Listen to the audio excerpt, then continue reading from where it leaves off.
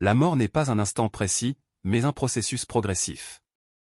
Même si la conscience disparaît presque aussitôt, certaines parties du corps continuent encore à fonctionner un court moment. Des cellules, des enzymes, et même certains tissus poursuivent leur activité avant de s'éteindre. Aujourd'hui, découvrons ensemble ce qui se passe réellement dans le corps humain durant les premières 24 heures après la mort, selon la science. Mais d'abord, qu'appelle-t-on vraiment « mourir » ? D'un point de vue médical, on distingue deux étapes. La première est la mort clinique, le cœur cesse de battre, la circulation sanguine s'arrête, l'oxygène ne parvient plus aux organes et le cerveau commence à s'éteindre. À ce stade, une réanimation est encore possible, mais uniquement si elle intervient très vite. En revanche, après plusieurs minutes sans oxygène, on entre dans la seconde étape, la mort biologique. Là, les cellules cérébrales et d'autres tissus vitaux subissent des lésions irréversibles. Une fois ce seuil franchi, il n'existe plus de retour en arrière. Pourtant, même après la constatation du décès, le corps ne s'arrête pas d'un seul coup. Les enzymes digestives continuent à agir, certaines cellules cutanées réagissent encore brièvement à leur environnement.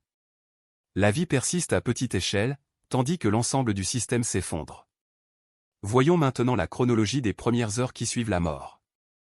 La première minute, le cœur s'est complètement arrêté. Sans circulation, l'apport d'oxygène cesse.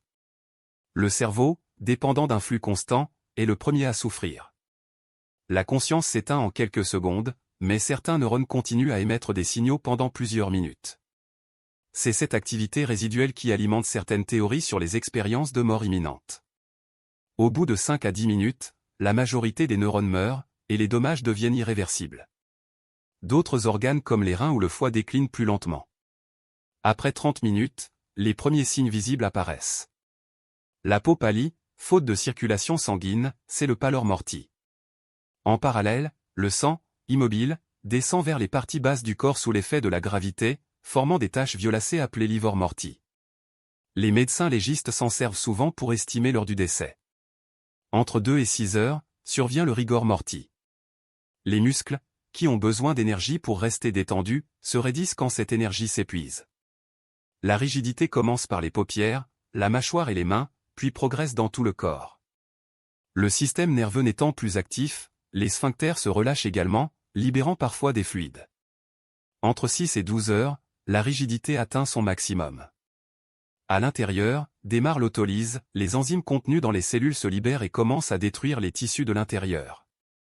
Le corps, en quelque sorte, commence à se digérer lui-même. De 12 à 24 heures, la décomposition devient perceptible. Les bactéries intestinales, autrefois alliées, prolifèrent désormais librement. Elles dégradent les tissus et produisent des gaz. Ces gaz gonflent l'abdomen, tandis que des composés soufrés et de l'ammoniac génèrent l'odeur caractéristique de la putréfaction. Au-delà de 24 heures, le processus s'accélère. Dès le 2e ou 3e jour, l'accumulation de gaz peut provoquer un gonflement extrême, parfois au point de déchirer les tissus. Des cloques remplies de liquide apparaissent sous la peau, et des fluides corporels s'échappent.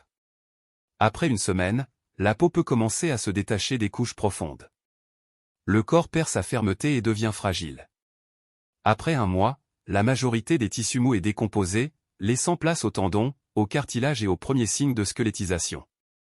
Au fil des mois ou des années, selon l'environnement en température, humidité, insectes, animaux charognards, le corps finit par se réduire à l'os. Mais ce processus n'est pas seulement destruction. En réalité, la décomposition transforme le corps en un écosystème à part entière. Les scientifiques parlent de biodiversité post-mortem, une communauté vivante qui se nourrit de ce qui fut un être humain. Autrement dit, la mort ne signifie pas disparition. Elle signifie transformation. Ton existence continue, mais cette fois, tu n'es plus l'acteur principal.